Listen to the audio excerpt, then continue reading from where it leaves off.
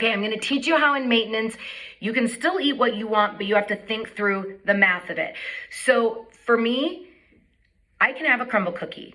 I can have a Twinkie, I can have Oreos, right? But it still comes down to calories in, calories out, and still trying to keep it balanced. I'm going to use a Twinkie for an example because I know pretty much the correct numbers of those.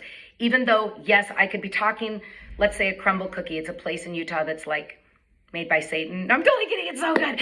But again, it's the math of it. So if I wanted a crumble cookie, let's say, I would go into my Fitness Pal, because it's already been loaded in there, figure out probably only eating half the cookie. I can't even eat a whole cookie now because my body is healthy, right? So let's say I want half of a crumble cookie. I'm going to figure out in my Fitness Pal how many carbs and calories are in half of that crumble cookie. And then I'm gonna try my best to pair as much protein against those carbs. I'm gonna use a Twinkie for the numbers because I know those numbers a little bit better. So let's say I wanted a Twinkie that's 22 carbs, but it's like 220 calories, right? So again, the exact science doesn't have to be there, but if I know I'm going to have a Twinkie for 22 carbs, I'm going to drink some sort of a protein or eat yogurt with it to try to not let that cookies or that Twinkie spike that blood sugar immensely, right? But here's the thing is if I know my caloric intake and I decide in the afternoon, I'm gonna ditch the fruit and with the yogurt, ditch the fruit and eat a Twinkie instead or a crumble cookie.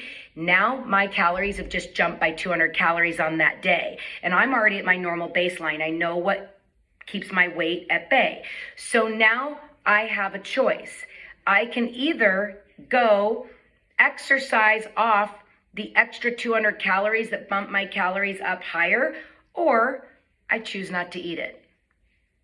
You see what I'm saying? So that's the thing where when you're trying to lose weight, you can't play the outrun your fork conversation.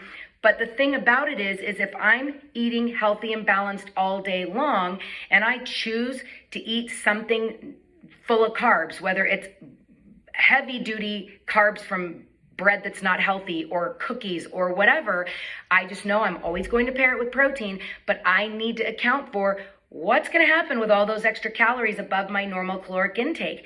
It's either going to store and make me gain, and it's not going to make me gain the next day. 200 calories is not going to make you gain, especially because you were eating it with protein. But if you do that repeatedly over time and you're now above your caloric intake by 200 calories every day, you're going to gain weight, and that's where you would need to try to exercise off that 200 calories.